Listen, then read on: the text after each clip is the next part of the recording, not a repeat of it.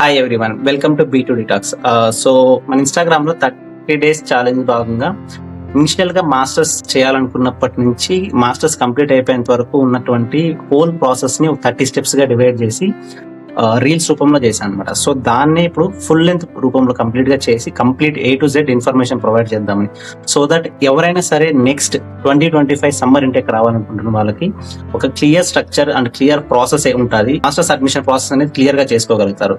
And summer 2025 intake కి July 15th నుంచి చాలా యూనివర్సిటీస్ అడ్మిషన్స్ అయితే ఓపెన్ అవుతాయి. సో ఈ ప్రాసెస్ లో మేము చెప్పేటువంటి ప్రాసెస్ మీరు ఈ టైం ఫ్రేమ్ లో మీరు చెప్పేటువంటి ప్రాసెస్ ఫాలో అయ్యి క్లియర్ గా చేశారంటే కనుక మీ అడ్మిషన్ ప్రాసెస్ కొద్దిగా ఈజీ అడ్మిషన్ రావడానికి చాలా ఛాన్సెస్ ఉంటాయి. సో దాంతో భాగంగానే ఈరోజు ఫస్ట్ పార్ట్ వచ్చేసి YMS. సో అన్న, అసలు మాస్టర్స్ ఎందుకు చేయాలి, మీరు ఎందుకు చేశారు అసలు?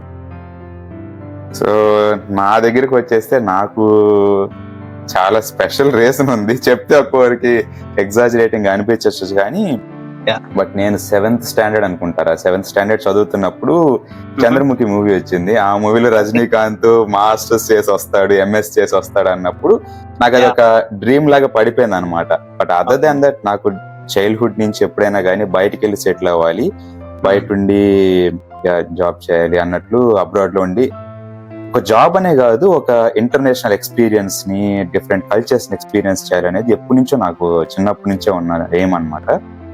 దానికి తగ్గట్టుగానే నా స్టడీస్ అన్ని ప్లాన్ చేసుకున్నాను. దానికి తగ్గట్టుగానే జరిగింది అంతా అనుకున్నట్లు.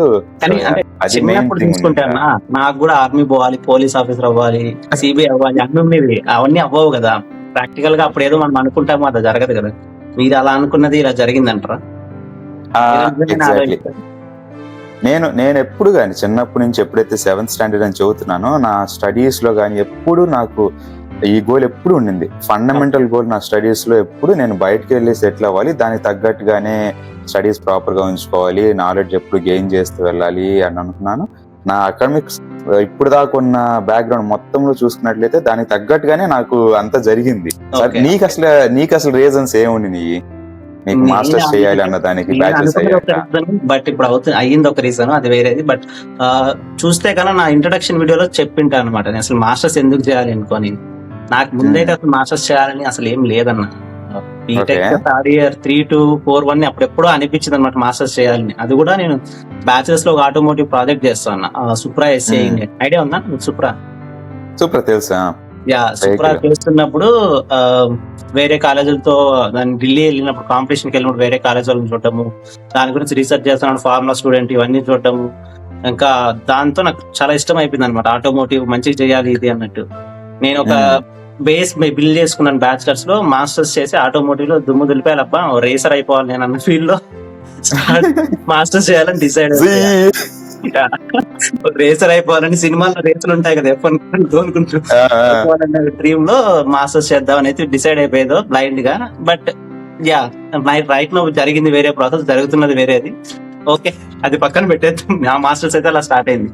బట్ మన మాస్టర్స్ పక్కన పెడితే ఇన్ జనరల్ గా ఎవరైనా కానీ మాస్టర్స్ ఎందుకు చేయాలన్నా అసలు? చాలా రీజన్స్ ఉంటాయిరా, ఒక్కొక్క రీజన్స్ ఉంటాయి.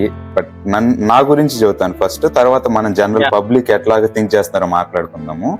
సో నా వైపు నుంచి చూసినట్లయితే నేను నీకు చెప్పినట్లు నాకు చిన్నప్పటి నుంచి ఆబ్వియస్లీ రావాలి అనేది మెయిన్ థింగ్ ఉండింది అనమాట. దానికి తోడుగానే నాకు ఎప్పుడు బయటికి వెళ్ళడానికి వెళ్ళి మాస్టర్స్ చేయాలనుకున్న దానికి మెయిన్ థింగ్ ఏంటంటే అడ్వాన్స్డ్ నాలెడ్జ్ ని గెయిన్ చేయడం అనేది మెయిన్ థింగ్ నాకు. సో అది నాకు ఫండమెంటల్ థింగ్ ఉండింది అనమాట. నాకు ఎడ్యుకేషన్ అంటే చాలా ప్యాషన్. చదువుకునే వాళ్ళన్నా కానీ, కొత్త థింగ్స్ గురించి తెలుసుకోవడం అన్నా కానీ, లేదా చదువుకోవాలనే ఇంట్రెస్ట్ ఉన్న వాళ్ళకి హెల్ప్ చేయడం అన్నా కానీ, సపోర్ట్ చేయడం అన్నా కానీ నాకు చాలా చాలా ఇష్టం అనమాట. నాదైతే ప్యాషన్ ఓరియంటెడ్ థింకింగ్ అనమాట. సో అదే నా మెయిన్ రీజన్ ఉండింది. అలాంగ్ విత్ దట్ అది ఫస్ట్ అని చెప్తే, సెకండ్ ఏమని చదువుతాను, ఇంటర్నేషనల్ ఎక్స్పోజర్. ఇండియాలో ఉన్నప్పుడు, ఇండియాలో సొసైటీని ఎక్స్పీరియన్స్ చేస్తున్నప్పుడు ఇట్స్ క్లోజ్ సొసైటీ కదా, జస్ట్ వన్ కంట్రీ. మనం డిఫరెంట్ స్టేట్స్ నుంచి వస్తున్నా ఆల్మోస్ట్ అందరి మైండ్ సెట్ ఒకటే.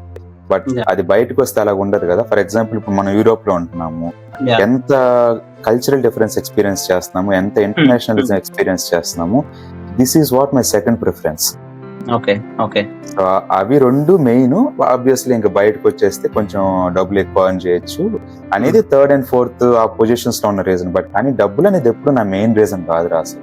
ఓకే. అదే మెయిన్ రీజన్ అయితే would have gone to US కానీ ఆస్ట్రేలియా కానీ ఎక్కడికైనా వెళ్ళుండేవాడిని కదా. బట్ నువ్వు చెప్పు అసలు జనరల్ గా నీకేమి? చూసుకుంటా బ్యాచిలర్స్ అయిపోయిన తర్వాత next form of highest degree ఉండడానికి ఎవరైనా మాస్టర్స్ సెలెక్ట్ చేసుకోవాలనుకుంటారు కదా. మనకి ఇండియాలో చూసుకుంటే ఎంటెక్ చేస్తారు, అది అబ్రాడ్ కి వచ్చేసి ఎంఎస్ అంటారు అనమాట. ఇండియాలో చూసి ఎంటెక్ అంత వాల్యూ ఉండదప్ప ఎందుకు చేయడం, అదే బయట కంట్రీలో చేసినట్టుగా వాల్యూ ఉంటుంది, మంచి డబ్బులు వస్తుంది, బేసిక్ గా అందరు అనుకునే పాయింట్ అయితే అది. అదేలే. నేనేమంటానంటే అసలు ఎంటెక్ ఎంఎస్ ఇవన్నీ పక్కన పెట్టేస్తే అసలు నాలెడ్జ్ పరంగా చూసుకుంటే గానీ నువ్వు ఏ కంట్రీలో చేసినా గానీ ఒకటే, నువ్వు ఇండియాలో ఎంటెక్ చేసినా యుఎస్ లో కానీ జర్మనీలో కానీ ఎక్కడ మాస్టర్స్ చేసినా కానీ నాలెడ్జ్ వైజ్ గా ఎక్కడ ఒకటే. ఎక్కడ వెళ్ళినా కానీ ప్రొఫెసర్ చెప్పేది అంతంత మాత్రమే, నువ్వే చదువుకోవాలి, నీ సెల్ఫ్ స్టడీ ఉండాలి. ఇండియాలో అయినా నువ్వు చదువుకోవాలి నేర్చుకోవాలి, ఇక్కడైనా నువ్వు చదువుకోవాలి నేర్చుకోవాలి. బట్ అడిషనల్ గా ఇక్కడ బయట చేయడం వల్ల ఒకటి వచ్చేది ఏంటంటే ఇంటర్నేషనల్ ఎక్స్పోజర్ అన్నమాట. మీరు చెప్పినట్టుగా లైక్ వేరే కంట్రీస్ మనం వచ్చామంటే గన డిఫరెంట్ టెక్నాలజీస్, జస్ట్ అది కాక మన వాళ్ళే ఉంటారు అనమాట. మన కంట్రీ, మన తెలుగు వాళ్ళు కావచ్చు, వీళ్ళు వాళ్ళు ఉంటారు, ప్రతి వేరే వేరే కంట్రీస్ నుంచి వచ్చింటారు. కాబట్టి ఈ ఇంటర్నేషనల్ ఎక్స్పోజర్ పెరుగుతుంది. ఈ ఎక్స్పోజర్ జస్ట్ నాలెడ్జ్ పరంగానే కాదు, రేపు పొద్దున జీవితంలో అంటే ఏది చేయాలనుకున్నా కానీ చాలా ఈజీ అవుతుంది. ఇప్పుడు నేను అడిగితే మాస్టర్స్ చేయడం వల్ల నాకు ఇక్కడ టెక్నికల్ గా ఏం నేర్పించిందో కానీ మాస్టర్స్ డిగ్రీ నేను నేర్చుకున్న దానికన్నా సపరేట్ గా బతకడానికి ఏమేమి కావాలో ఎక్స్ట్రాగా మొత్తం అన్ని నేర్చుకున్నాను అనమాట. ఇంటర్నేషనల్ ఎక్స్పోజర్ రావడం వల్ల కానీ ఇక్కడ ఉన్న పరిస్థితులు చూడటము అన్నిటి వల్ల.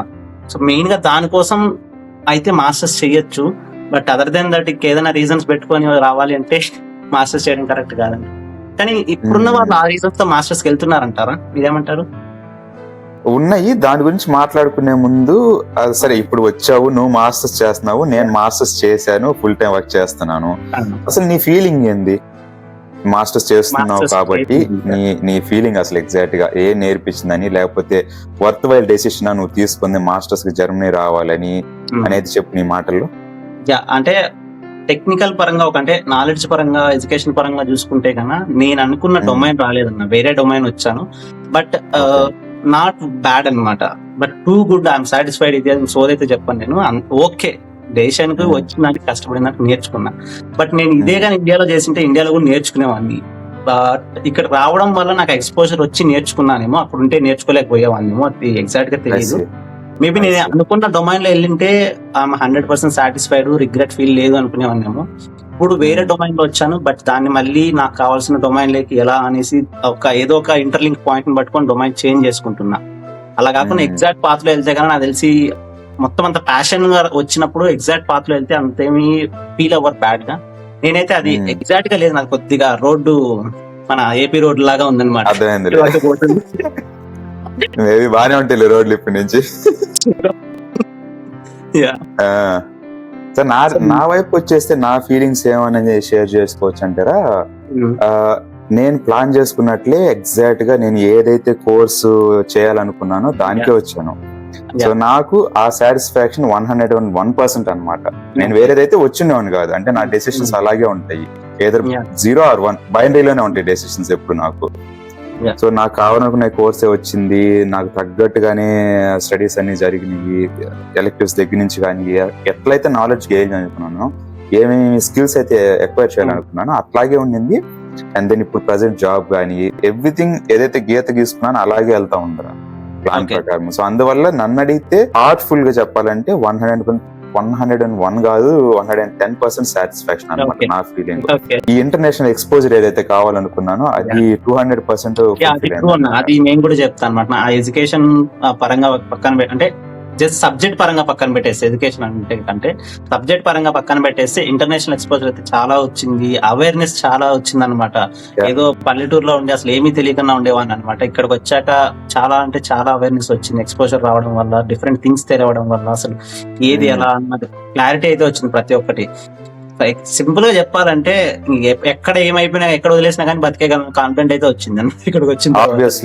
ఆబ్వియస్లీ ఈ ప్రాసెస్ ని ట్రూత్ఫుల్ గా గనక చేస్తే ఎవరైనా కానీ వాళ్ళకి ఈ feeling at the end of masters అనేది అబ్రాడ్ లో ఖచ్చితంగా వచ్చింది. That to countries like Germany అంటే ఎవరు ఎక్కువ కమ్యూనిటీ లేని కంట్రీస్ లో ఇక నువ్వు ఆ ఫీలింగ్ తో ఖచ్చితంగా బయటకు వస్తావు, తిరిగే లేదు. అంటార్క్టికా కాదు, ఇంకో ఖండంలో ఎక్కడ మనుషులు లేని ప్రపంచంలో వదిలేసిన బతికేస్తా నేను అనే ఫీలింగ్ వచ్చేస్తుందిరా. అది మాత్రం ఖచ్చితంగా అప్రిషియేట్ చేయొచ్చు ఈ ఎక్స్పీరియన్స్ ఇచ్చే అవుట్పుట్స్ లో ఒకటి అన్నట్లు. కానీ ఇప్పుడున్న వాళ్ళ దాంట్లో మనం మాట్లాడుకున్నట్టు ఇంటర్నేషనల్ ఎక్స్పోజర్ లేదా మీరు అనుకున్నటువంటి అడ్వాన్స్ టెక్నాలజీ కావాలి అని చెప్పి ఇలా అనుకొని మాస్టర్స్ చేసే వాళ్ళు ఎంతమంది ఉంటారన్నారు, లేదా ఇన్ జనరల్ గా ఏ రీజన్స్ పెట్టుకుని మాస్టర్స్ కి వెళ్తా అనుకుంటున్నారన్న ప్రెసెంట్ ఉన్న వాళ్ళు మీకు తెలిసినంత వరకు? ప్రాబ్లం ఏంటంటేరా, జనరేషన్స్ చేంజ్ అయ్యే కొద్దీ of course thinking process change అయ్యింది కదా. అండ్ హౌ ఈ సోషల్ మీడియా ఎట్లా ఎఫెక్ట్ చేస్తుంది ప్రెసెంట్ పీపుల్స్ డెసిషన్ ప్రాసెస్ అనేది it's a huge thing for debate అన్నమాట. కానీ మనం జనరల్ గా అబ్జర్వ్ చేస్తే లాస్ట్ 3 to 4 years లో చూసినట్లయితే, ఫర్ ఎగ్జాంపుల్ యుఎస్ ని కార్నర్ చేయాలని కాదు, యుఎస్ సిచ్యువేషన్ గురించి మాట్లాడుకున్నట్లయితే చూసుంటాం కదా ఈ మధ్య ఎవరో ఒక వీడియో పెట్టారు ఈ హైదరాబాద్ ఎయిర్పోర్ట్ నుంచి, ఏంట్రా ఇది ఎయిర్పోర్ట్ లేకపోతే అమీర్పేట ఎయిర్పోర్ట్ లెక్కలేదు, వెళ్ళేటప్పుడు ప్రతి ఒక్కటి చేపల మార్కెట్ అయిపోయింది. అండ్ అది ఎట్లుందంటే అమీర్పేట కోర్సులు ఎక్కువ మంది బస్సు లెక్క పోతారు కదా, అలా ఉందన్నమాట పోవడం.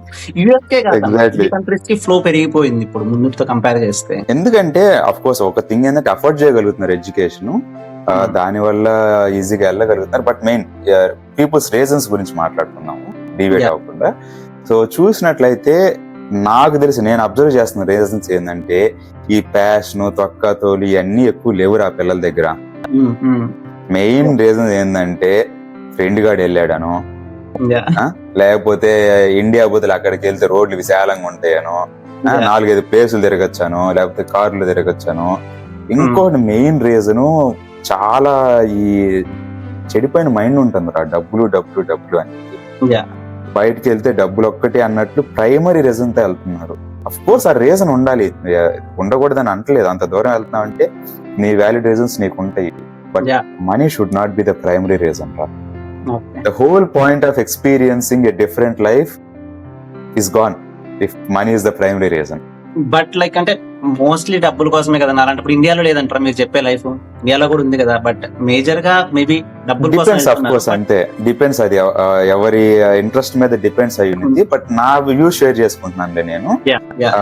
బట్ మెయిన్ థింగ్ ఏంటంటే పీపుల్స్ రీజన్స్ ఎలాగుంటున్నాయి అంటే చాలా తక్కువ మంది దగ్గర ప్యాషన్ అని లేకపోతే ఎక్స్పోజర్ అనేసి ఇంకా ఇంటర్నేషనల్ ఎక్స్పెక్ట్ చేయొచ్చు అనేసి ఈ రీజన్స్ కన్నా కానీ ఫ్రెండ్స్ వెళ్తున్నారను. జస్ట్ బికాస్ ఈ రోజులో ప్రతి ఒక్కరు కొంత డబ్బుని ఈజీగా చూపించగలిగి అడ్మిషన్ ప్రాసెస్ క్లియర్ చేసుకుని వెళ్ళగలరు అనేదను.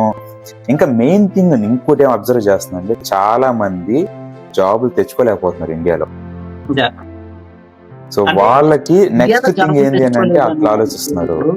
కాదన్నా ఇండియాలో జాబులు తెచ్చుకోలేరంటే అబ్రాడ్ లో లైక్ వేరే కంట్రీకి వెళ్ళినా కానీ జాబ్ రాదు కదన్నా. అబ్రాడ్ కి వెళ్తే మళ్ళీ ఏమైపోతుంది, స్టడీ స్టార్ట్ చేస్తున్నారు కదా వాళ్ళు, మళ్ళీ బ్యాచిలర్స్ అయిపోయి జాబ్, ఎంటెక్ అయిపోయి జాబ్ కి.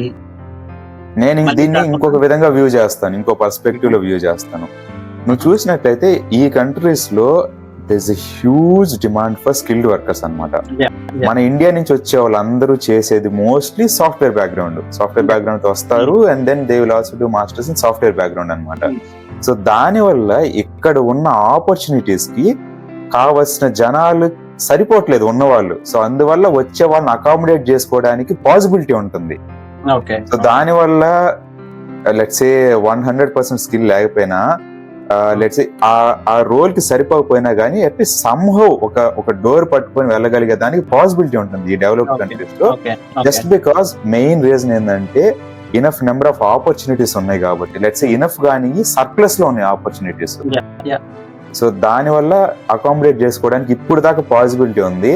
బట్ కానీ అది నువ్వు చూసినట్లయితే అబ్జర్వ్ చేస్తే మనం క్లియర్ గా చూడొచ్చు ఆ ఎఫెక్ట్ తగ్గిపోయింది అనేది యుఎస్ లో సిచ్యువేషన్ ఈజీగా క్లియర్ గా కనపడింది. అంటే ఎక్కడైనా కానీ జాబ్స్ ముందు ఎందుకు లేవు, స్టూడెంట్స్ అంతమంది స్కిల్ వర్కర్స్ లేరు అన్న పాయింట్. ఇప్పుడు ఫ్లో ఎక్కువైంది, మనుషులు పెరిగారు, జాబ్స్ తగ్గుతున్నాయి కదా, సేమ్ ఇండియా సిచ్యువేషన్ వస్తుంది అనుకోవచ్చు.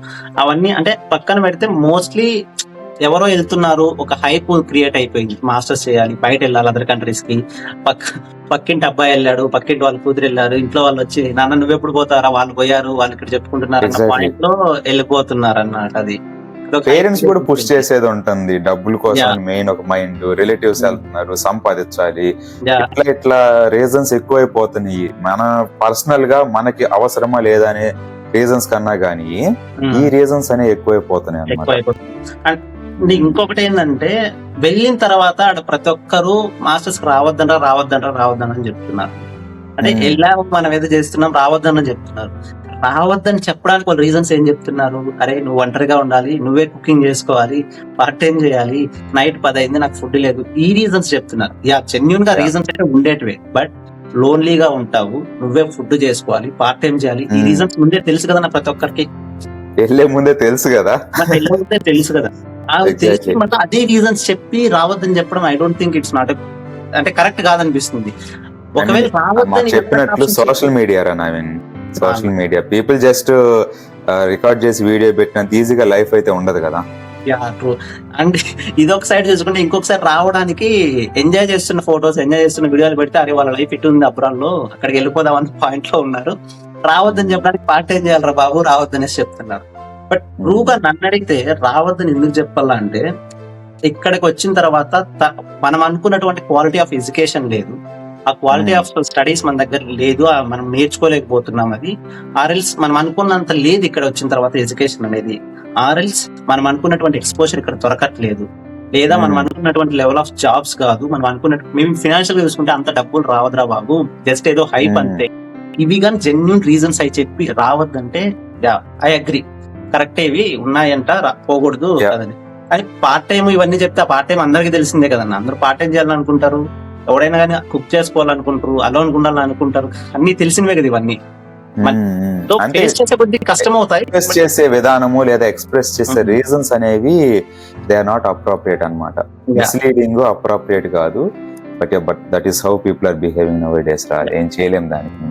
అందుకనే కదా మనం ప్రయత్నిస్తుంది మన వైపు, మనకు వీలైనంత హెల్ప్ చేయాలి, మనం వీలైనంత గుడ్ ఇన్ఫర్మేషన్ ఇవ్వాలి, పీపుల్ కి సపోర్ట్ గా ఉండాలి, స్టూడెంట్స్ కి మెయిన్ అనేసి కదా మన ప్రయత్నం.